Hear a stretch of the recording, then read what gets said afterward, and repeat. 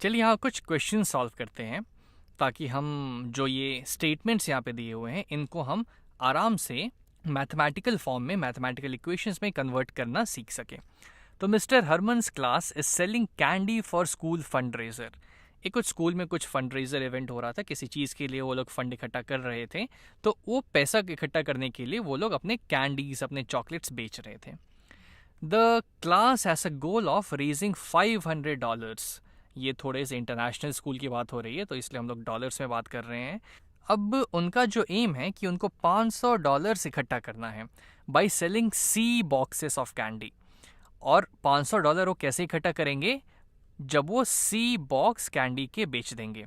ठीक है, तो यहाँ पे दो इंपॉर्टेंट चीज़ें हमें दिख गई कि उनको $500 इकट्ठा करना है और उनको कैंडी के सी नंबर ऑफ बॉक्सेस बेचनी है। For every box they sell they make $2.75। एक कैंडी के बॉक्स को अगर वो बेचते हैं तो उन्हें $2.75 मिलता है। Write an equation that the students could solve to figure out how many boxes of candy they need to sell. अब हमसे कहा गया है कि भाई इन क्लास के बच्चों की थोड़ी हेल्प कर दो एक इक्वेशन लिख के, ताकि उनको समझ में आ जाए कि उनको कितने कैंडीज के बॉक्सेस बेचने चाहिए ताकि उनके $500 कलेक्ट हो जाए। तो अब मुझे दिया हुआ है कि उनको सी नंबर ऑफ कैंडीज के बॉक्सेस बेचने हैं। एक कैंडी के बॉक्स का दाम है $2.75। यानी कि अगर वो एक कैंडी का बॉक्स बेचेंगे, अगर यहाँ पे सिर्फ वो एक कैंडी का बॉक्स बेचेंगे तो उनके पास कितना पैसे आ जाएगा? $2.75। अगर वो दो कैंडी का बॉक्स बेचेंगे तो उनके पास कितना पैसा आ जाएगा? 2 इंटू $2.75। अगर वो तीन कैंडी का बॉक्स बेचेंगे तो उनके पास कितना पैसा आ जाएगा? 3 इंटू $2.75। वैसे ही अगर वो सी नंबर ऑफ कैंडी के बॉक्सेस बेच दें, अब सी कुछ भी हो सकता है, 1 2 3 4 5 6 7 8 9 10 100 1000 1 लाख कुछ भी हो सकता है, लेकिन अगर वो सी नंबर ऑफ बॉक्सेस बेच देते हैं तो उनके पास कितने पैसे आने चाहिए? तो सी इंटू $2.75, इतने पैसे उनके पास आने चाहिए। और इस क्वेश्चन को अगर आप फिर से देखें तो हमें ये पैसा, ये जो यहाँ पे मनी वो कलेक्ट करेंगे सी बॉक्सेस बेचने के बाद, वो हमें दी हुई है $500। यानी कि ये हो जाएगी इक्वल टू $500 के। तो यहाँ से मेरा इक्वेशन क्या आ गया कि C इंटू $2.75, उसको चलिए बस 2.75 लिखते हैं, इज इक्वल टू 500। यानी कि अगर इसको मैं थोड़ा सा रीअरेंज करके लिखूं तो मेरे पास आ जाएगा 2.75 times C is equal to 500। तो चलिए इस बात को हम यहाँ पे लिखते हैं। तो ये हो जाएगा मेरा 2.75 C is equal to 500। C equal to 500 देखते हैं, ये हमने सही किया है। चलिए अगले क्वेश्चन पे बढ़ते हैं। केंडल एक नाम है जो जनरली हम लोग इंडिया में यूज़ नहीं करते। Kendall wants to play several games of laser tag. Laser tag का गेम शायद आपने खेला होगा। तो कैंडल है जो कि ऐसे कुछ गेम्स खेलना चाहता है बस, ठीक है। शी इज़ अ फीमेल, ठीक है, वो एक लड़की है। तो she has $35 to play g games. अब उसके पास है $35 जिसमें वो जी नंबर ऑफ गेम्स खेल सकती हैं, ठीक है। टोटल उसके पास सिर्फ $35 है जिसमें वो जी नंबर ऑफ गेम्स खेल सकती हैं। Each game of laser tag cost $5। अब अगर वो एक बार लेज़र टैग का गेम खेलती है तो उसको $5 लग जाएंगे।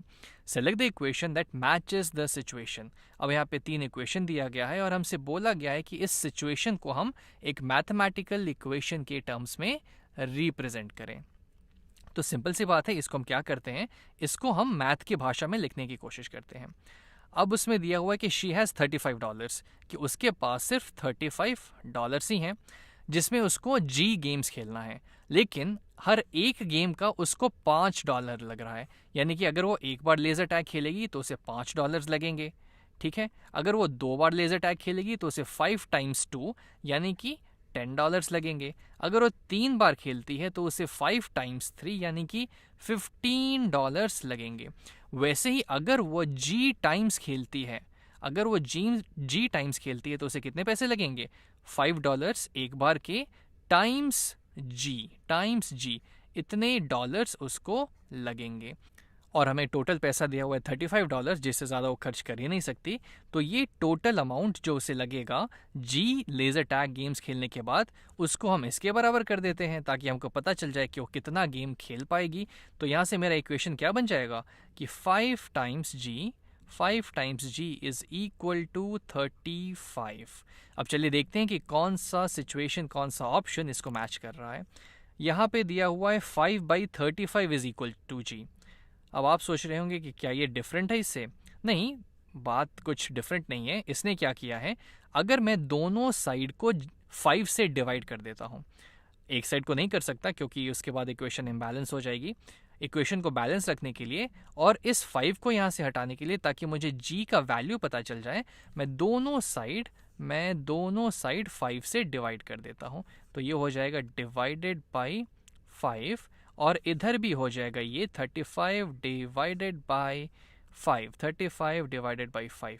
तो ये 5 1 5 5 कट जाएगा, तो इधर मेरे पास सिर्फ जी आ गया। जी इज इक्वल टू 35/5। अब ये तो आप बता ही सकते हैं, ऊपर नीचे मैं 5 से डिवाइड कर दूंगा तो ये हो जाएगा 5 1 5 7 35। तो ऐसे जी की वैल्यू आ गई 7, यानी कि वो 7 लेज़र टैग गेम्स खेल सकती है $35 में। लेकिन हमको ये नहीं करना है, हमको तो बस इसी से मतलब है क्योंकि यहाँ ऑप्शंस उसी टाइप के दिख रहे हैं। तो यहाँ पे जी है 5/35, ये तो गलत हो जाएगा क्योंकि हमारा जी है 35/5। यहाँ पे ये ऑप्शन बी मुझे सही लग रहा है कि जी की वैल्यू 35/5 दी हुई है, जो कि हमारा दिया हुआ ऑप्शन था। और सी, क्या सी भी सही होगा? तो जी की वैल्यू 5/35, नहीं 5/35 तो होगा ही नहीं, तो बहुत ज़्यादा हो जाएगा। तो चलिए चेक करते हैं। तो या हमारा आंसर सही है। अगले क्वेश्चन पे बढ़ते हैं। Anna wants to celebrate her birthday. Okay Anna, happy birthday, by eating pizza with her friends. उसको अपने बर्थडे पे अपने दोस्तों के साथ पिज़्ज़ा खाना है। For 42.50 total. अब उसके पास इतने पैसे हैं टोटल, $42.50 उसके पास टोटल पैसे हैं। टोटल मनी उसके पास जो है वो $42.50 हैं।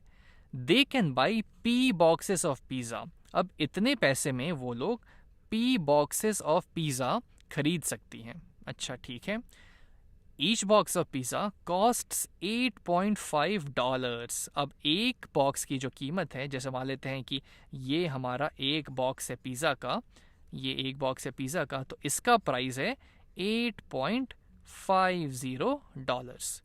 Select the equation that matches the situation. तो खैर इसमें हम बाद में आते हैं, पहले हम इसको समझ के खुद से इसमें एक मैथ का इक्वेशन बनाने की कोशिश करते हैं। अब P बॉक्सेस ऑफ पिज़्ज़ा उसको चाहिए, एक बॉक्स का दाम है 8.50।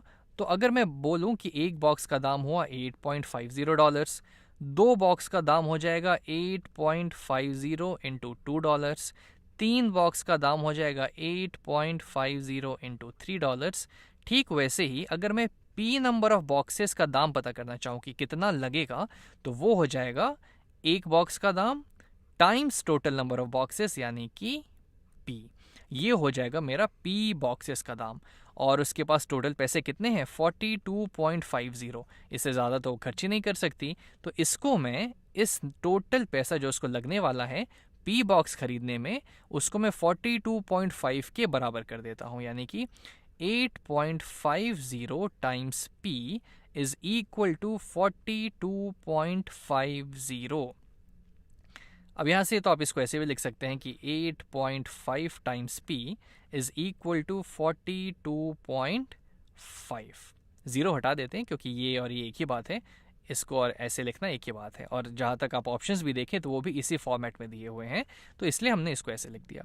अब हम P की वैल्यू निकालने के लिए क्या करें, तब हम इस साइड 8.5 से डिवाइड कर देते हैं, तो ये हो जाएगा डिवाइडेड बाई 8.5 से हम इधर डिवाइड कर देंगे, और इसको बैलेंस बनाए रखने के लिए हम इस साइड भी 8.5 से डिवाइड कर देंगे। तो ये और ये आपस में कैंसिल आउट हो जाएंगे, हमारे पास बच जाएगा P is equal to 42.5 divided by 8.5। देखते हैं कौन सा ऑप्शन इसको मैच कर रहा है। तो P की वैल्यू ऑप्शन बी में जो है 42.5 डिवाइडेड बाई 8.5, यानी कि अगर इसको आप समझना चाहें इस इक्वेशन को, तो ये बस इतना हमसे कह रहा है कि जो नंबर ऑफ बॉक्सेस वो खरीदेगी वो होगा उसका टोटल मनी जो उसके पास है डिवाइडेड बाई एक बॉक्स का पैसा। एक बॉक्स देने में उसको जितना पैसा लगेगा वो मुझे, अगर मैं दोनों को डिवाइड कर दूं, उसके पास जितना पैसा है उसको अगर मैं उसके एक पिज़्ज़ा के दाम से डिवाइड करूं तो मुझे टोटल बॉक्सेस पता चल जाएंगे, जो कि ऑप्शन बी के द्वारा मुझे दिख रही है। चलिए इसको चेक करते हैं।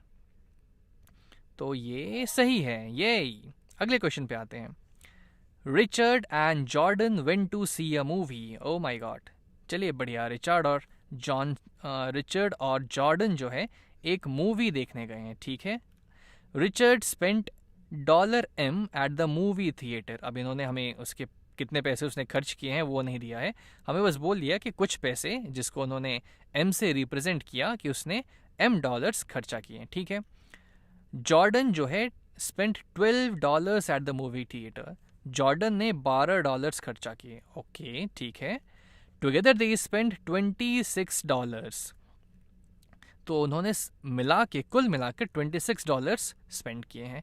Right an equation two describe the situation. अब ये तो करने के लिए हम क्या कर सकते हैं कि जिसने मनी रिचर्ड ने स्पेंड किए हैं वो है $M। चलिए उसको M से शो करते हैं।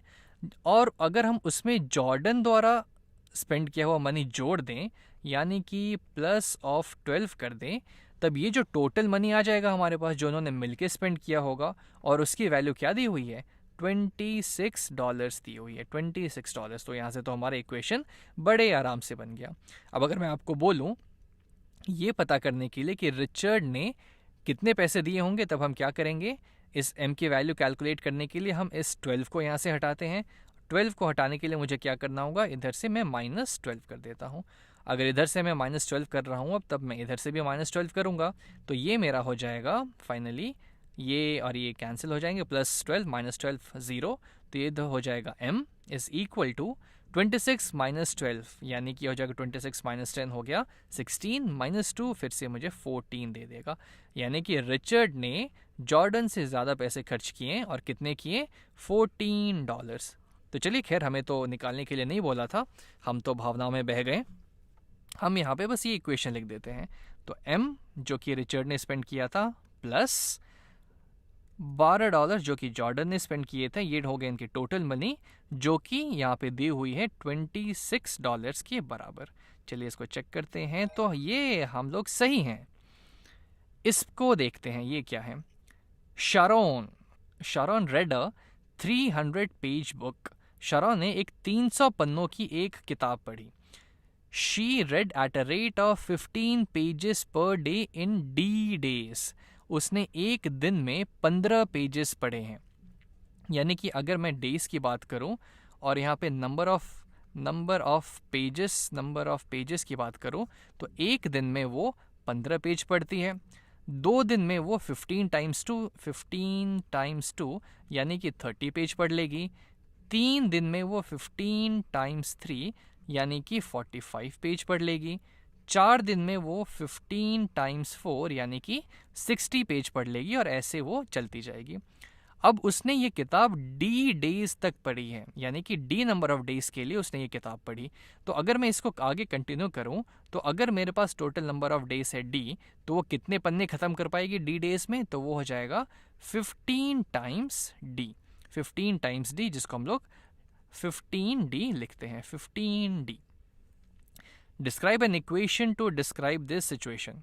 उसने ये किताब जो है 300 पन्नों की किताब टोटल D डेज में पढ़ी है, और हमें पता है कि D डेज में वो टोटल 15D पेजेस पढ़ पाती है। तो बस ये और ये आपस में बराबर होने चाहिए, क्योंकि 300 पन्ने ही है उस बुक में, और उसने D डेज में ये किताब ख़त्म की है, तो उसे 15D नंबर ऑफ पेजेस पढ़े होंगे। तो यहाँ से मुझे मिल जाएगा 15D जो है 300 पन्नों के बराबर हो जाएगा।